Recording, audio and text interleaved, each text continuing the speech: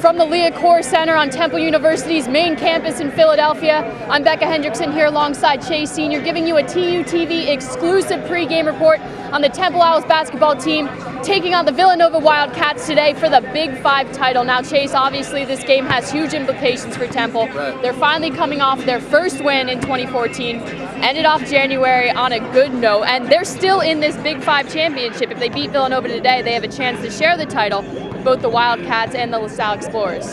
Yeah, this marks the first time since January 1st where Temple is actually coming into a game off of a win. And I don't care how you get it, that win against Rutgers was huge. You have a 20-point lead in the second half. You lost it. Rutgers held a lead late in that game. But for Temple to maintain composure and get back momentum was huge for this team because they are so young and inexperienced. And coming into a huge game like this, to have any type of confidence going up against a number 9 team, it's huge.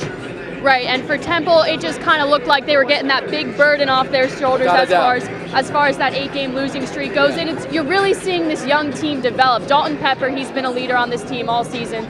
He's a stud. Quentin DeCozy has been doing a great job developing this season. Only has one game, I believe, where he hasn't scored in double digits. Will Cummings has been kind of the glue also that's been keeping this team together. Yeah, Temple's the only team in Division I who has 4 players who's averaging 14 points or more per game.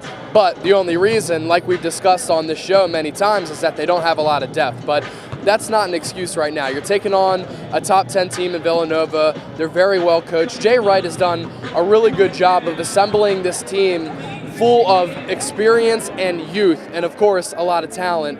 2 years ago, they went 13-19. Last year, they made it back to the NCAA tournament. They lost in this round of 64 to North Carolina, but this year, they're a perennial contender to possibly make it to the Elite 8 or Final 4, and Temple is looking to beat a top 10 team for the 6th season in a row. It won't come easy against this really talented Villanova Wildcats team.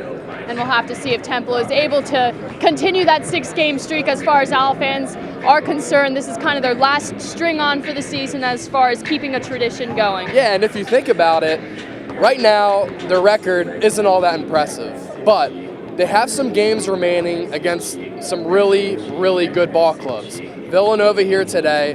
They'll face SMU, who's one of the better teams in the American Athletic Conference. They still have to travel down to Memphis. They take on UConn at home and 2 games against Louisville. So if Temple can find a way to win a couple of games here and finish out the season strong and make a run in the American Athletic Conference tournament, they might be able to have an opportunity to make it to the NCAA tournament for the 7th straight season. A lot of work cut out for Temple, but it is still possible at this juncture in the season. And keep in mind that Temple hung around with that Cincinnati team, who is currently still leading the American Athletic Conference. They're on a hot 13-game streak. They just beat Louisville the other day. So if Temple can hang with them, then come back and get their first win against Rutgers, it's only looking up from here for the Owls. If Temple loses this game today to Villanova, then you start to look towards next year, I think. But if Temple is able to beat Villanova today at the Leah Center, and they can take down a UConn or a Louisville or a Memphis, if all of those teams are still ranked, that's a pretty impressive resume. And because it is at the end of the season, if they're able to take down these ranked teams, their RPI will really soar, and that's what bracketologists really like to see.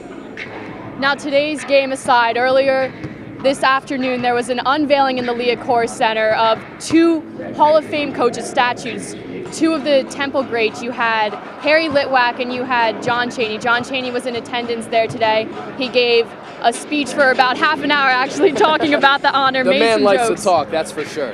And it's just a great day for Temple University. You have 2 Hall of Fame coaches whose statues will forever be in the lobby in the main entrance of the Leah Center. And John Chaney talked for a half an hour. He shared a plethora of memories from his time here. But the thing that really stood out to me, and the thing that is just great about John Chaney, is that he's always providing words of wisdom. And one critical moment of his speech really stood out to me is when he reached out to Fran Duffy. He said, there's a difference between a failure and failing, and there's a difference between a loser and losing.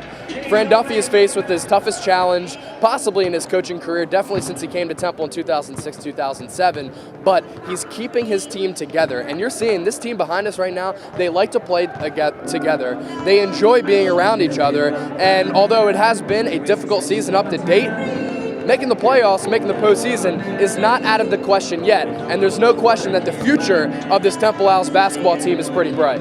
John Chaney did mention that in his first year at Temple, they lost 8 or 9 games to start the season, and then they came back and went to the tournament. Yeah. So we'll have to see if the Owls are able to rebound. Tip-off is set for 4 p.m. here at the Leah Core Center. For Chase Senior, I'm Beccah Hendrickson. We'll see you at tip-off.